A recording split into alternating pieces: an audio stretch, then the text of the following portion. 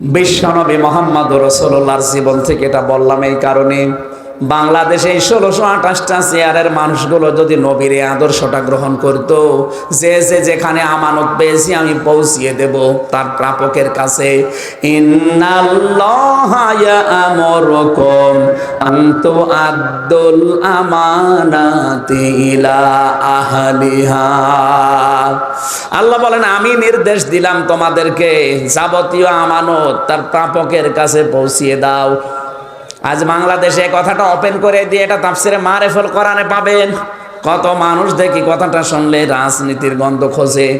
এই যে কোরআন শরীফ আমি হাতে নিয়ে বলছি, এটা রাজনীতি নয়, এটা আখিরাতের সাথে সম্পৃক্ত। এই যে ইলা আহলিহা, তার আসল প্রাপক যে তার কাছে পৌঁছিয়ে দেবে।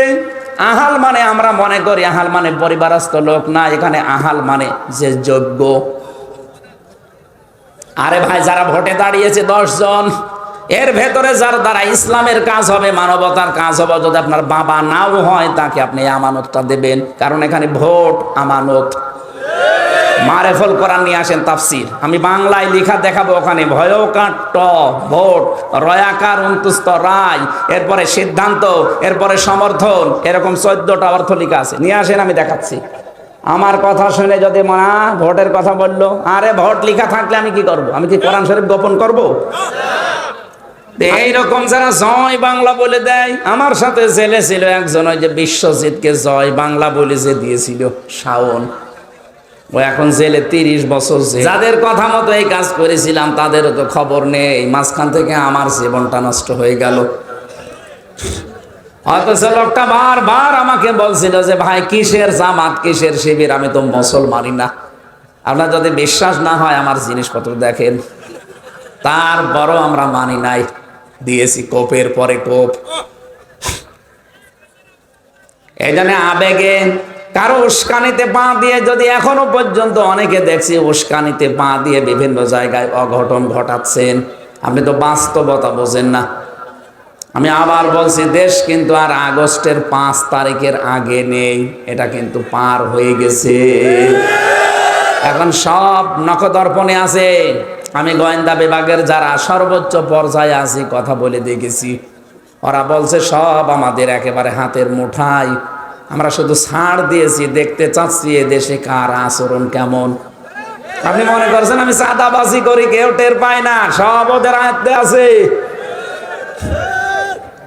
আপনি জোর করে মানুষের কাছ থেকে এতদিন যা করেছে ওইভাবে যদি করতে চান পারবেন না, কারণ ওগুলো যে পারা যায় না তার প্রমাণে 15.5 বছর। ফাকতি আদাবিরুল কওমিল্লাযিনা যালামু। এখানে যারা আলেম আছে, আলেম নেই এখানে? এই যে কতিয়া, এটা মজহুল, এর ফাইল জানা নেই, এর কর্তাকে জানা নেই। আল্লাহ বলেন জালেমদের শিকড় কেটে দেওয়া হয়ে গেছে। কে কেটেছে কেউ জানে না। আমার কুষ্টিয়ার হানিফের বাড়ির দিকে তাকান, পায়খানার প্যান্ট পর্যন্ত মানুষ খুলে নিয়ে চলে গেছে, কিন্তু কে নিয়েছে কেউ জানে না।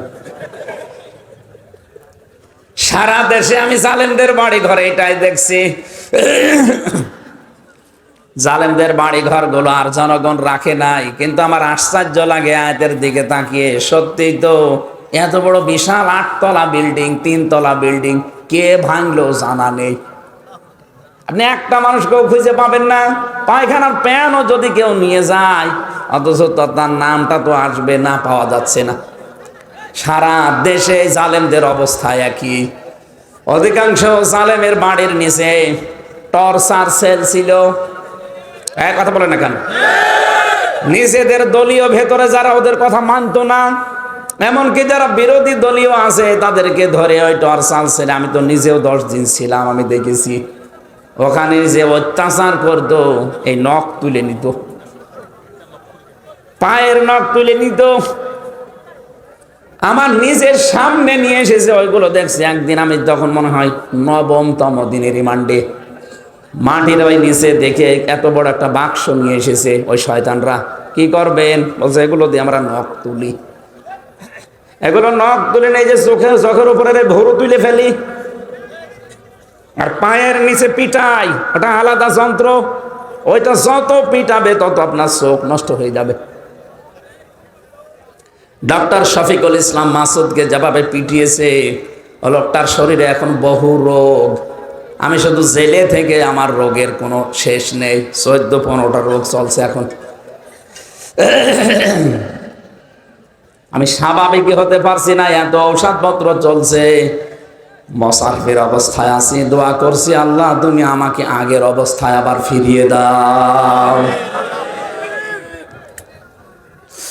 আমার নোয়াখালীবাসী মানুষ আল্লাহ যেহেতু আমাদেরকে বানিয়েছেন, কোরআনে কারিমে সব কথা যেহেতু দিয়েছেন, 500টা বিষয়ে কোরআনে আমি একেবারে স্পষ্ট পেয়েছি যেগুলো আমাদের জন্য দরকার। আজকে একটা বিষয় শুধু তুলে ধরব, তার নাম মানব জীবনের সবচাইতে গুরুত্বপূর্ণ অঙ্গ আমানত। হ্যাঁ, এটা আবার কোন জায়গার আমানত? হ্যাঁ, এটা প্রত্যেক জায়গায় আছে।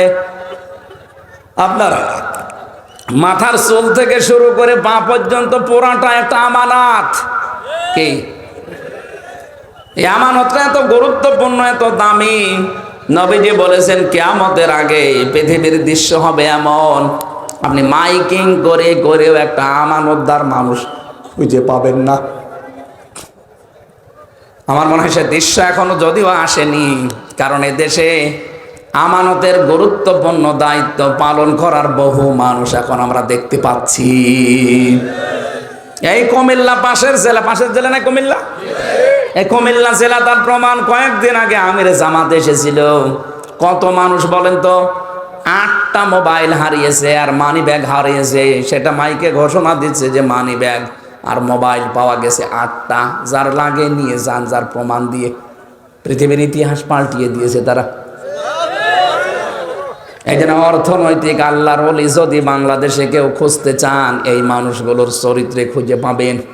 চায় না পয়সা যদি এদিক ওদিকে পান, মনে করবেন ওটা ওই দলের লোক না, ওটা অন্য দল থেকে আসা। আশ্চর্য হয়ে যায় আমি নিজে এদের আচরণ দেখলে। মানুষ 2 টাকা পেলে ফেরত দিতে চায় না, 1,80,000 টাকার মোবাইল ফেরত দিয়ে দিচ্ছে। অথচ এই ঝঞ্ঝা বিক্ষুব্ধ পৃথিবীতে যেখানে ঈমান রাখায় দায়, সেখানে যদি এই কাজ কোনো মানুষ করতে পারে, যার কাছে 1,80,000 টাকার মোবাইল পেলে ফেরত দিয়ে দেয়, ওর কাছে 800 কোটি টাকা দিলেও চুরি হবে না।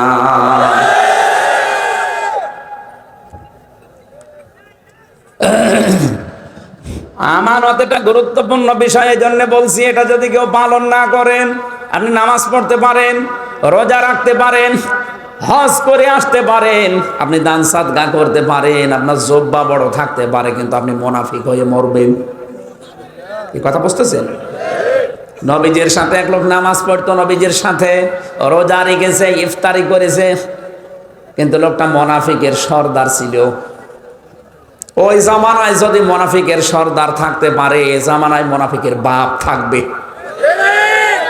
আল্লাহর নবীর কথা, শেষ কথা ছিল এটা, হে আমার উম্মতেরা, মুনাফিক এটা কিন্তু ইহুদিদের ভেতরে হবে না, খ্রিস্টানদের ভেতরে হবে না, বৌদ্ধদের ভেতরে হবে না, হিন্দু মুশরিক এদের ভেতরে হবে না, মাজুসি যারা এদের ভেতরে হবে না। মুনাফিক তৈরি হবে শুধুমাত্র মুসলমানদের ভেতরে। ও বাংলার মুসলমানেরা, যেহেতু 96% আমরা এখানে আছি, সুতরাং মুনাফিকও এখানে থাকার সম্ভাবনা আরো জোরে বলেন। যদি থাকে আপনার চরিত্রে এই দোষ, এখনই আপনি তাওবা করে পাল্টান, নাই তো আপনি মরে গেলে কিন্তু জাহান্নামে যাবেন না, জাহান্নামের নিচে থাকবেন।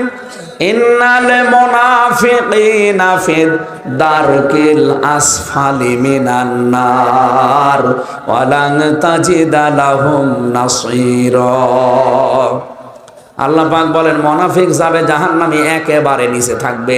আসফাল ইসমে তাফজিল, এর চাইতে নিচে আর যাওয়া যায় না। কত নিচে? জাহান্নাম মনে হয় 2-3 হাত। হ্যাঁ, নবীজি একবার মসজিদে নববীতে কেঁপে উঠলেন। সাহাবায়ে কেরাম বলে, হে রাসূল আপনি কেঁপে উঠলেন কারণ কি? বিশ্ব নবী বলেন 70 বছর আগে একটা পাথর জিবরাইল জাহান্নামের উপর থেকে ফেলে দিয়েছিল, ওটাই মাত্র জাহান্নামের তলদেশে পৌঁছিয়েছে। আপনি চিন্তা করতে পারেন, পাথর তোলার নাম বলেনি, 5 তলা বিল্ডিং এর উপর থেকে যদি 1 কেজি তুলা আর 1 কেজি পাথর ফেলে দেন, আগে পড়বে কোনটা? কেন? তার ওজন আছে। নবীজি তোলার নাম না বলে পাথরের নাম বললেন কেন? তার ওজন আছে, ভার আছে। পাথর পড়তে যদি একেবারে মুখ থেকে শেষ পর্যন্ত 70 বছর লাগে, হামজারে ফেলে দিলে কত বছর লাগবে? আর মুনাফিক যারা, ওরা জাহান্নামের উপরে না, একেবারে নিচে থাকবে, এমনকি কাফেরদেরও নিচে। ইন্নাল্লাহা জামিউল মুনাফিকিনা ওয়াল কাফিরিনা ফি জাহান্নামা জামিআ। অবশ্যই মুনাফিকরা আর কাফেররা জাহান্নামে থাকবে একত্রে, কিন্তু আগে থাকবে মুনাফিকরা, এরপরে কাফেররা। আপনি বলেন তো, মুনাফিকের নাম আগে না পরে? এটা সূরা নিসা 140 নম্বর আয়াত, 5 নম্বর পারা, 19 নম্বর পৃষ্ঠা, 15 নম্বর লাইনে আছে হাফেজি কোরআন শরীফের। যত তাফসির আছে বাংলাদেশে, সব মুফাসসির আয়াতের ব্যাখ্যায় একই কথা লিখেছেন যে মুনাফিক যারা, ওরা আগে থাকবে, এর উপরে থাকবে কাফেররা। যেহেতু অন্য কোন জাতির ভেতরে মুনাফিক তৈরি হয় না, শুধুমাত্র মুসলমানদের ভেতরে, এই জন্য আমাদের একটু চিন্তা ভাবনা করা দরকার। এক কথা বলেন না কেন? আমি আবার মুনাফিক হয়ে গেলাম না তো? আয়াতুল মুনাফিকাই সালাসা, মুনাফিকের আচরণ কোন জায়গায় 3টা, কোন জায়গায় 4টা লেখা আছে।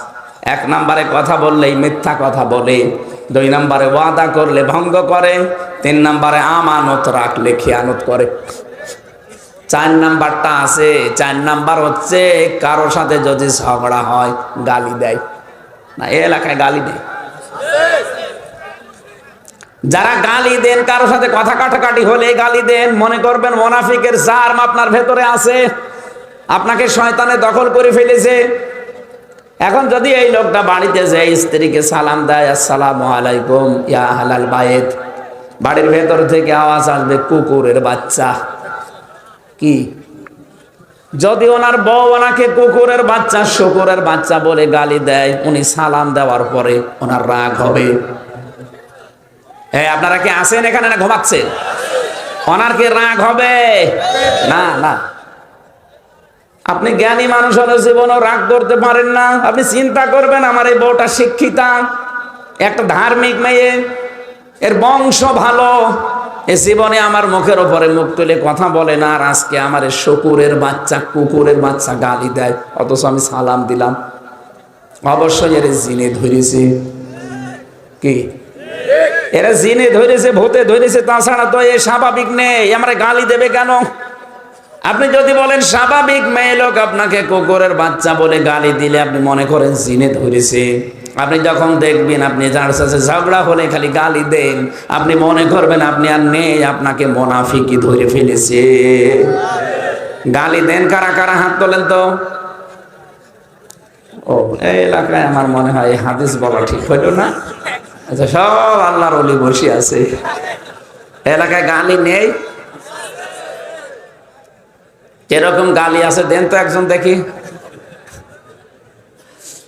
সেই দিন ওই যে বরফ বিক্রেতা, বাদাম বাদাম বিক্রি করছে একটা লোক, গাড়ি ওই নিয়ে যাচ্ছিলাম, হঠাৎ দেখছি 2 মহিলা মনে হয় ঝগড়া করেছে, এমন গালি দিয়েছে, ওই গালি ওর রেকর্ড করেছে, ওই বাদাম বিক্রেতা ছেড়ে দিয়েছে। গালির যে স্টাইল, মানে 3-4 মিনিট একাধারে শুধু গালি দিতে আছে।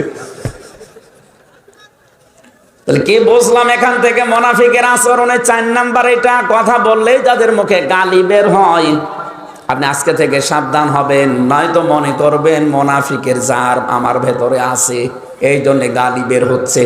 আল্লাহ আমাকে সহ প্রত্যেককে যেন রাগ হলেও গালি বের না করেন, বলেন আমিন।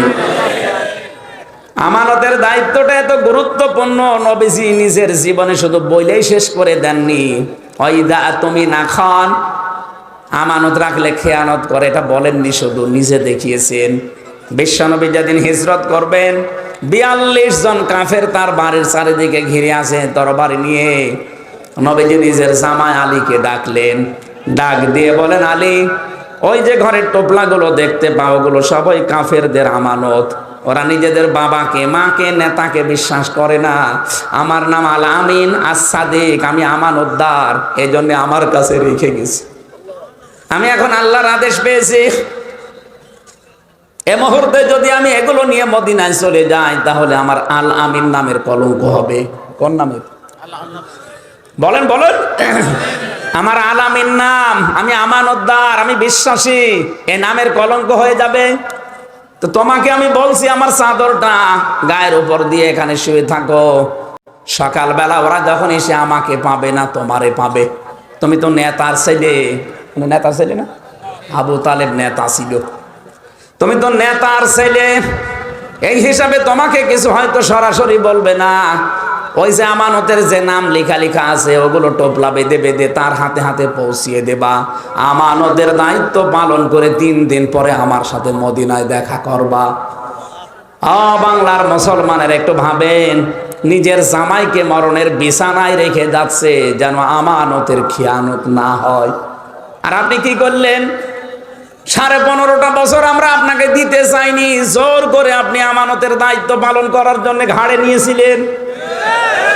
আমরা তো আপনাকে ভোট দেয়নি, জোর করে বললেন না আমি, হ্যাঁ করেন। তো কি করলেন? যাওয়ার সময় 14টা সুটকেস নিয়ে গেছি।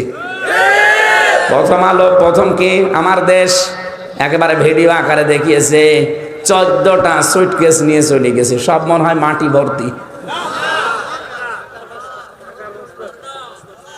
যাওয়ার সময় পাইলটকে জিজ্ঞাসা করছে সুটকেস গুলো উঠেছে, বলছে হ্যাঁ চলো, কারো সাথে কোনো কথা বলেনি। আপনি চলে গেলেন, সুটকেস এত দরকার আপনার? আপনার হাজি নামের কলঙ্ক হয়ে যায়নি? এগুলো যে নিয়ে চলে গেলেন, সারা বিশ্ব এখন আপনাকে গালি দিচ্ছে যে হাজি না, ও পাজি। কথা বলেন না কেন?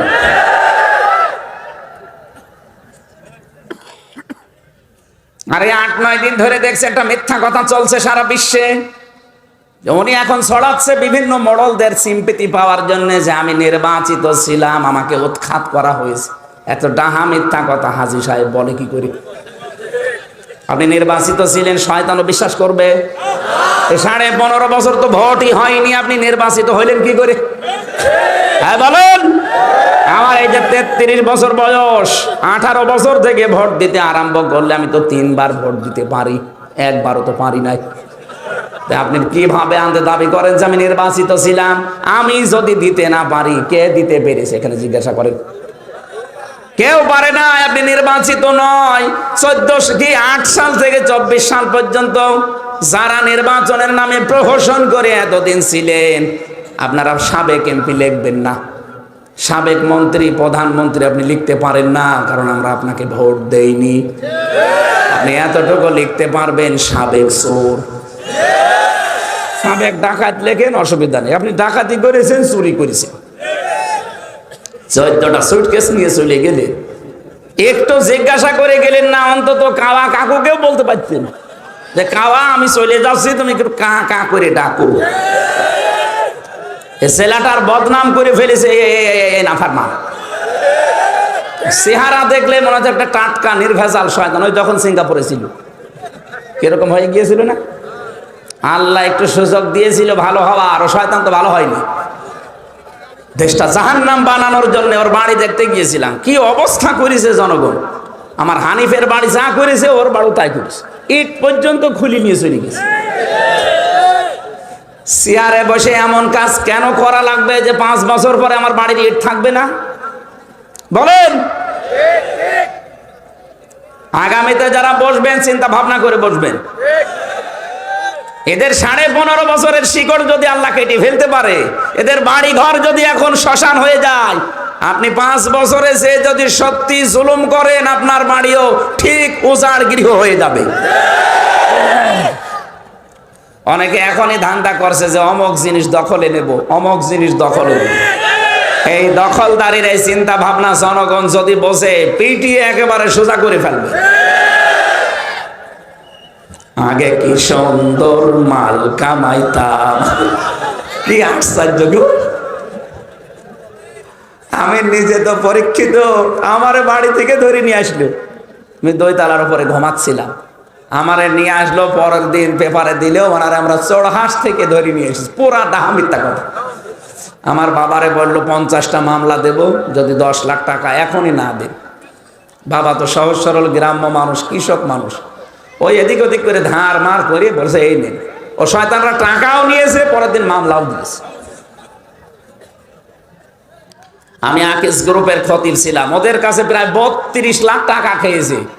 খালি বলে স্যার আমারে বলছে যে মাঝে মাঝে এসে বলে যে 10 লাখ টাকা দেন, 5 লাখ টাকা দেন। কেন? টাকা না দিলে আপনাদের বিরুদ্ধে মামলা দেব। কি সুন্দর মাল কামানোর মেশিন গো। এখন কোথায় আপনারা? পালিয়েছে। সেদিন বগুড়া এই আগস্টের 5 তারিখে মানে 8-9 দিন আগে আমার একটা মাহফিল ছিল বগুড়াতে, তারেক জিয়া সাহেবের গ্রামে।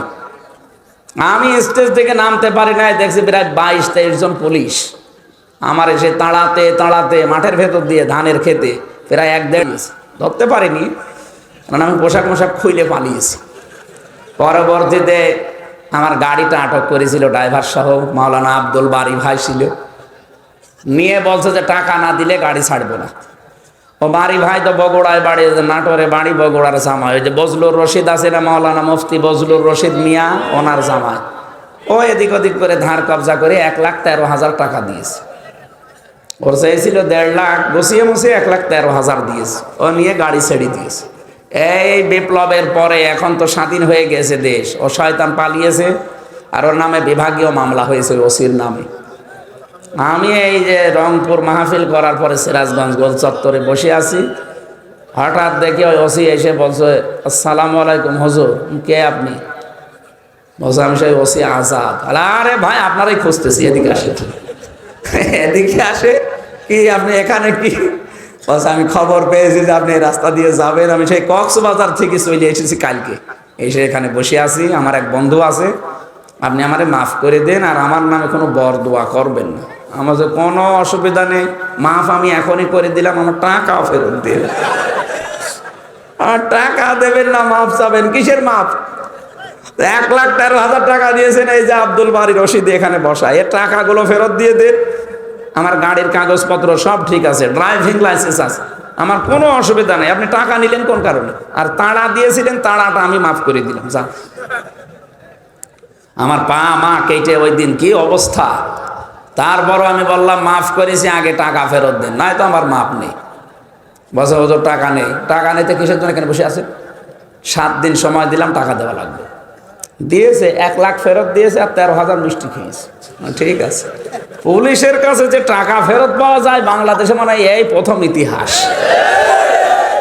আমার মামলার আয়ু যেটা মিজান, এ শয়তান সেদিন কল দিয়েছিলাম, 32 লাখ টাকা নিয়েছে আকিস গ্রুপের মালিকের কাছ থেকে, আর আমার বাবার কাছ থেকেও 30 লাখ। এই এতদিন মিলে 3 বছর চলেছিলাম।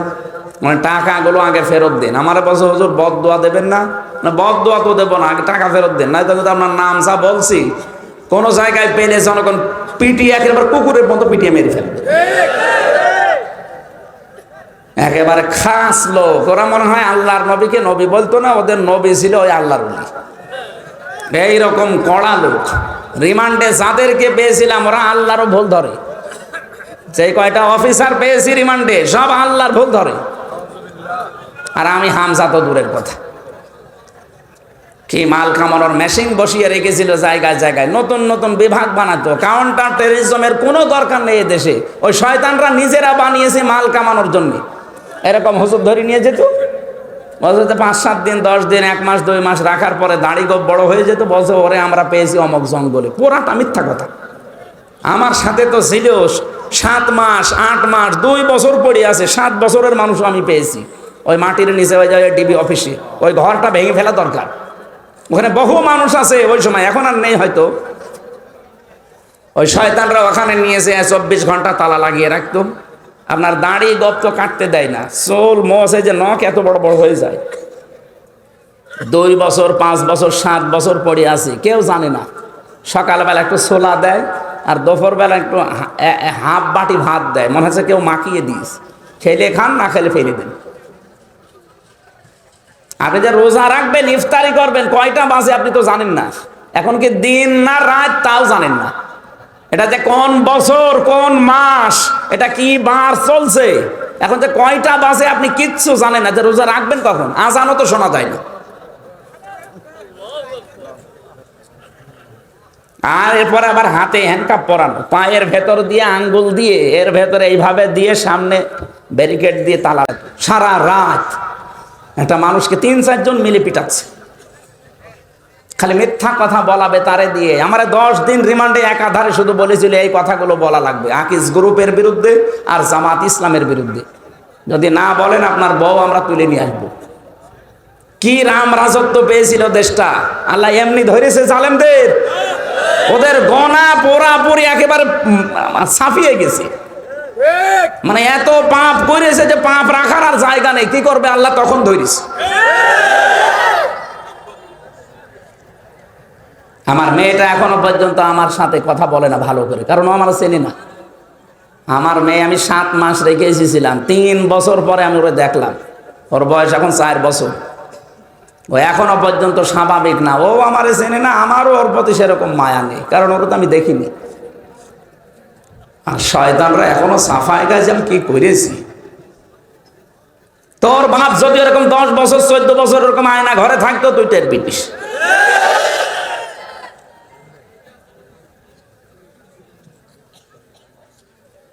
একটা জালেমকেও যেন ছাড় দেওয়া না হয়। জালেমকে ক্ষমা করে দেওয়া, ছাড় দেওয়া মানে মজলুমের উপর অবিচার করা। আপনি তো কিছু টের পাননি, আপনার যদি ওইরকম ছেলে থাকতো মেয়ে থাকতো আপনি বুঝতেন।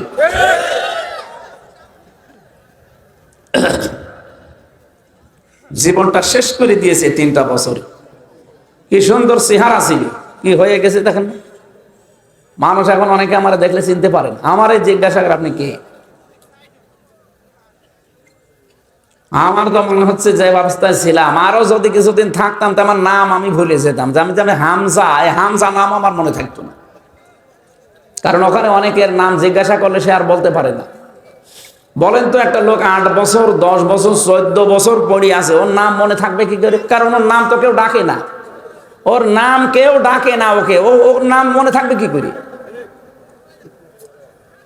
2-3 ঘন্টা একাধারে পিটিয়ে পিটিয়ে যে মরে যাওয়ার অবস্থা হয়ে যায়, তখন ওই যে ইঞ্জেকশন দেয়, এমন পাওয়ারওয়ালা ইঞ্জেকশন দেয় আপনি একেবারে স্বাভাবিক হয়ে যাবেন, আবার পিটাবে, চোখ মুখ বেঁধে দিয়ে বলবে চলেন, রাত 12টার সময় এসে বলবে চলেন, কোথায় জানি না, সারা রাত গাড়িতে ঘোরাবে, হঠাৎ চোখ খুলে দেখবেন গাজীপুরের জঙ্গলে অথবা টাঙ্গাইল মধুপুরের জঙ্গলে, এখানে কি বলে যাচ্ছে ছেড়ে দিলাম যা, যেই দৌড় দেবেন পেছন থেকে গুলি করে বলবে যে সকালে ওই করাস ফায়ারে মরে গেছে।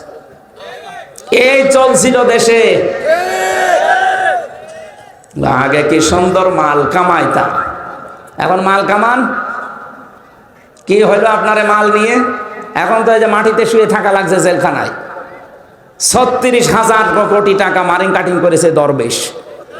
কি হইলো টাকাগুলো, কি করলেন টাকা নিয়ে? আপনি বাংলাদেশের শ্রেষ্ঠ ধনী ছিলেন, এখন তো মাটিতে শুয়ে থাকা লাগে শানের উপরে। কিচ্ছু হয়নি পাপের আপনার, ইন্নামা নুমলি লাহুম লিয়াজদাদু ইসমা ওয়া লাহুম আযাবুম মুহিন, সূরা ইমরান। আল্লাহ বলেন মানুষের পাপ যখন একেবারে পরিপূর্ণ হয়ে যায় তখন ওকে আমি অপমানজনক শাস্তি দিই। আল্লাহ কিন্তু তাই দিচ্ছে। বিচারপতি কালামানিক ও শয়তান বলেছিল যে আল্লামা সাঈদীকে আমি ফাঁসি দিতে পারিনি, আমার জীবনের বড় আফসোস। তার মানে পুরাটা বানানো নিয়ম ওদের। এই কথা বলে না কেন?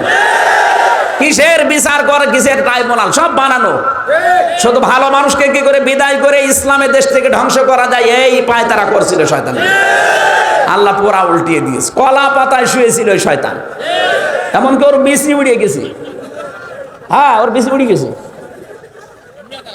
আমি যেই জেলখানার যেই ওয়ার্ডে থাকতাম ওই শয়তান নাকি এখন সেখানে আছে। সেদিন এক কারারক্ষীর সাথে দেখা, বলছে শয়তান তো আমার আন্ডারে থাকে।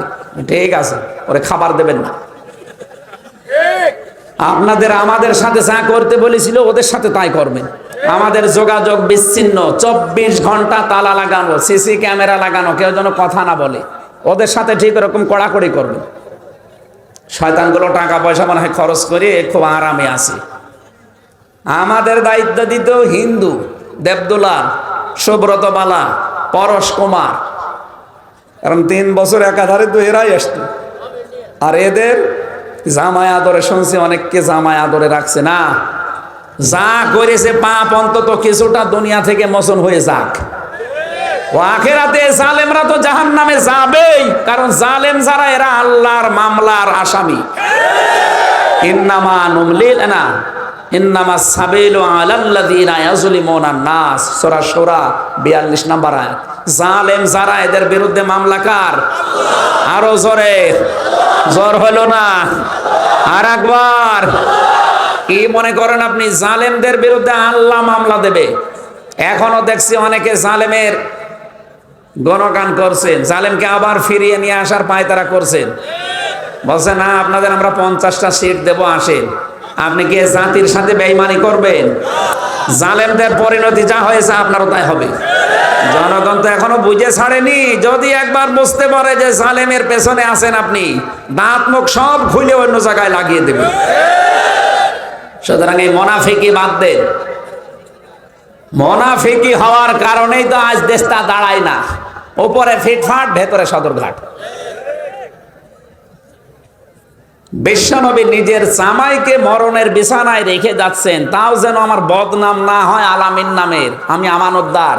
আর শয়তানগুলো সব টাকা পাচার করে ওর মুসলমান নামের কলঙ্ক হয়ে যায় না? ওর নাম দিতে আমিও হাসি পরিচয় দিতে ভয় পাই, কারণ এখন মানে হাসি মনে করলে মনে করো ও হাসি, ও যেমন পাজি এটাও পাজি না। সব হাসি কি এক? কথা বলেন, আল্লাহর ঘর যাদেরকে আল্লাহ দেখার তৌফিক দান করে, এটা দেখে যদি আপনার হেদায়েত লাভ না হয়, তা আপনি কি দেখে হেদায়েত পাবেন? আরশ দেখবেন? নোয়াখালীবাসী, বিশ্বনবী মুহাম্মদ রাসূলুল্লাহর জীবন থেকে এটা বললাম এই কারণে, বাংলাদেশে 1628টা চেয়ারের মানুষগুলো যদি নবীর এই আদর্শটা গ্রহণ করত, যে যেখানে আমানত পেয়েছি আমি পৌঁছিয়ে দেব তার প্রাপকের কাছে। ইন্নাল্লাহা ইয়া'মুরুকুম আন তু'আদ্দুল আমানাতি ইলা আহলিহা। আল্লাহ বলেন, আমি নির্দেশ দিলাম তোমাদেরকে যাবতীয় আমানত তার প্রাপকের কাছে পৌঁছিয়ে দাও। আজ বাংলাদেশে কথাটা ওপেন করে দিয়ে এটা তাফসিরে মারিফুল কোরআনে পাবেন। কত মানুষ দেখি কথাটা শুনলে রাজনীতির গন্ধ খোঁজে। এই যে কোরআন শরীফ আমি হাতে নিয়ে বলছি, এটা রাজনীতি নয়, এটা আখিরাতের সাথে সম্পৃক্ত। এই যে ইলা আহলিহা, তার আসল প্রাপক যে তার কাছে পৌঁছিয়ে দেবে। আহাল মানে আমরা মনে করি আহাল মানে পরিবারস্থ লোক, না, এখানে আহাল মানে যে যোগ্য। আরে ভাই, যারা ভোটে দাঁড়িয়েছে 10 জন, এর ভেতরে যার দ্বারা ইসলামের কাজ হবে, মানবতার কাজ হবে, যদি আপনার বাবা নাও হয় তাকে আপনি আমানতটা দেবেন, কারণ এখানে ভোট আমানত। মারিফুল কোরআন নিয়ে আসেন তাফসির, আমি বাংলায় লেখা দেখাবো। ওখানে ভয়কার ট ভোট, রয়াকার অন্তুস্ত রায়, এরপরে সিদ্ধান্ত, এরপরে সমর্থন, এরকম 14টা অর্থ লেখা আছে। নিয়ে আসেন, আমি দেখাচ্ছি। আমার কথা শুনে যদি মা ভোটের কথা বললো, আরে ভোট লেখা থাকলে আমি কি করব? আমি কি কোরআন শরীফ গোপন করব? আমানাত এটা বহু বছর, এখানে 27টা বিষয় আছে। 27টা বিষয় একটা একটা করে সাজানো আছে। আমাদের সময় কম তো, 9টা পার হয়ে গেছে। আমার মনে হয় 1 ঘন্টা 10 মিনিট চলছে, আর কথা বলা এখন ঠিক হবে না। এখনো যত কথা, এই যে একটা একটা করে 27টা ব্যাখ্যা আমরা আগে তুলতে বলছিলাম, সে এসেছি তো সেই রাত্রে। আপনারা তো দেরি করে ফেললেন। মাগরিবের পর থেকে যদি উঠতাম রাত 8টা 9টা পর্যন্ত অনেক সময় পেতাম। এখন যেহেতু ওই মাহফিলটা আগে নেওয়া, এটা তো ওই যে 2 নাম্বারই করে নিয়েছে ভাই। আগে আমার মনে হয় আগামীতে কোনো জায়গায় নিয়ে আসলে একটু সাংগঠনিক মাধ্যমে নিয়ে আসবেন, যারা দায়িত্বে আছে, হয় জেলা আমির বা জেলা সেক্রেটারি, থানা আমির বা থানা সেক্রেটারি, এর মাধ্যমে নিলে আমার ওই যে আল্লামা সাইদি সাহেব যেভাবে আসতো, মাগরিবের পর থেকে রাত 8টা 9টার ভেতরে মাহফিল শেষ। আমিও ঘুমাতে পারলাম, আমি সাবজেক্টগুলো আরও নতুন নতুন বিষয় আনতে পারবো। আর আপনারা তো সময় দেন না, সারা রাত সারাদিন খালি জার্নির ওপরে। আমিও পড়াশোনায় 3টা বছরে তো অনেক কিছু ভুলে গেছি। আমার মাথার এই সাইডটা অলরেডি ড্যামেজ হয়ে গেছে। এখনো পর্যন্ত আমি স্বাভাবিক না, চেষ্টা চালাচ্ছি। আল্লাহ যেন ঔষধের মাধ্যমে আমাকে আবার আগের অবস্থায় ফিরিয়ে দেন। আমি আর মনে হয় ব্যাখ্যা করতে পারলাম না আপনাদের। আমার বই লেখা আছে জেলখানায়, নারী এবং পুরুষ নিয়ে। আজকে মনে হয় আর হবে না, কারণ ওখানে তো আর 1 ঘন্টা সময় আছে মাত্র। সেই মহিপালে যদি নিয়ে যেতে পারেন, ওই যে বামে গাড়ি আছে, ওই বেটে ড্রাইভারের কাছ থেকে নিয়ে যান। আমি আজকে মাপ চেয়ে নিচ্ছি, আজকে সময় দিতে পারলাম না, আগামীতে আসলে দেখবো। আল্লাহুম্মা আমিন। লা হাওলা ওয়ালা কুওয়াতা ইল্লা বিল্লাহিল আলিয়্যিল আযীম। আল্লাহুম্মা গফিরলি ওয়ারহামনি ওয়াহদিনি ওয়াফিনি ওয়ারযুকনি ইয়া রাব্বাল আলামিন। আল্লাহ তাআলা কত সুন্দর করে এরা সাজিয়েছে, নিজেদের বাড়ি ঘরও এত সুন্দর করে সাজায় না। কোরআনের জন্য যে যতটুকু চেষ্টা চালিয়েছে, খরচ করেছে, এই টাকাগুলো কবুল করে নাও। এই মাদ্রাসাটা 50 বছর এখানে চলছে, কিয়ামত পর্যন্ত এখানে কায়েম করে রাখো। আজকে প্রায় 7-8 জন কোরআনে হাফেজ হয়েছে, আল্লাহ এদেরকে হাফেজ হিসাবে কবুল করো। সম্মানিত সভাপতি আমার আলহাজ আবুল ফজল সাহেবকে কবুল করো। যত অতিথি এখানে এসেছি আল্লাহ, যে বাড়িতে এসেছিলাম, জনাব আব্দুর রাজ্জাক, আব্দুল্লাহ নোমান সহ যত মানুষ আমরা এখানে হাত তুলেছি, আমাদের হাতগুলো ওসমানের মতো কবুল করে না।